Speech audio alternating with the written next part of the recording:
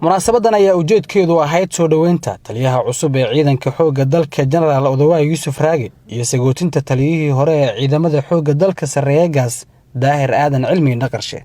waxaa goobjoog u ahaa wasiirka gaashaandhigga, hogaanada ciidamada xoogga dalka, saaxiibada taageera ciidanka xoogga dalka iyo maxkamadda ciidamada qalabka sida. kooxda Horseed ayaa ruwaayado iyo suugaan ka turjumaysa dib u kabashada ciidanka xoogga dalka ku soo bandhiga goobta uu xilka kula wareejinayay Sarreeyagaas Daahir Aadan Cilmi Naqarshe, taliyaha cusub ee ciidanka xoogga dalka.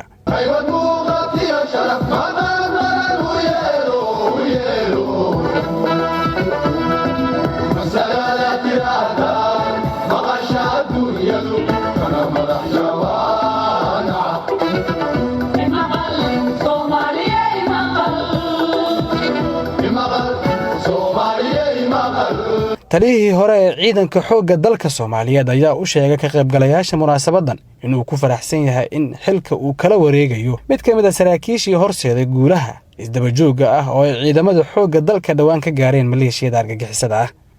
waxaa xusid mudan in taliyaha maanta xilka la wareegayo uusan ahayn nin cusub oo maanta loo sheegay war xagee laga bilaabo, laakiin waxaas aan ka hadlay intaasaan ka hadlay xogaal u ah oo goobjoog ku ah oo qaybaha ugu dardaran wax ka fuliyey inuu yahay mahadnaq ugu celinayaa. Odawaye waxaan leeyahay ku soo dhawow, meelaad taqaanid baad timid, meelaad ka shaqaysaad timid, meelaad hore u joogtay baad timid, meelaad ku qolonaysa ma joogtid. mahadnaq ugu celinayaa madaxda iyo ciddii soo magacaawdaba nin xogaale oo meesha ciidanku marayo la qabsan kara inaad noqoto ugu Soomaaliya. mahadnaq u celinayaa madaxweynaha Faraansiiska. mahadnaq ugu celinayaa taliyaha cusub ee ciidanka xoogga dalka ayaa ballan qaaday in uu ahmiyad gaar ah siin doono ka xoreynta dalka maleeshiyada argagixisada ah iyo dib u habeynta ciidamada xoogga dalka. waxaan ku dadaali doonaa dhismaha dishibiliinka ciidanka, tababarka iyo tayeynta intaba. waxaan awooddeena isugu gey doonaa nimankan haddii ilaahay ogolaado anagoo kaashanayna in allaale inta gacan u siinaysa nimankaa u diida ummadda Soomaaliyeed nabadii iyo noloshii banaysta dhiigooda iyo maalkooda. muxuu ahay ii sheegay go'aankooduna noqday inaan ummadda Soomaaliyeed marna aysan ku nasan. muxuu ahay ii sheegay nabad guryahoodana aysan ku haysan. taas ayaan muxuu ahay ii sheegay waddan isugu gey doonaa.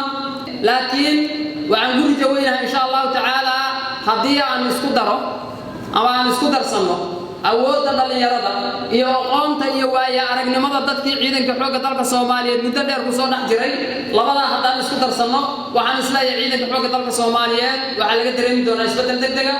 waxaa laga dareemi doonaa. wasiirka gaashaandhigga dalka ayaa kaga mahad celiyay madaxda dalka in ay u doorteen hoggaanka ciidanka taliye yaqaana baahidooda gaarka ah, waxuuna kaga mahad celiyay tixgelinta soo jeedintiisa.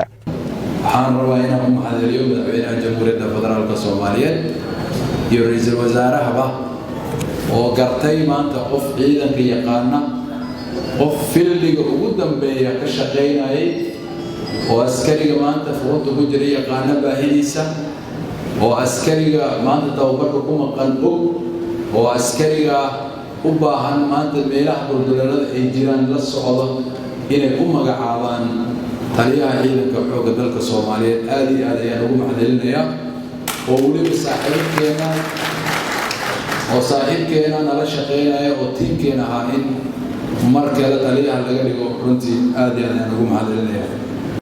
Cabduqaadir Ciise, warbaahinta qaranka, magaalada Muqdisho.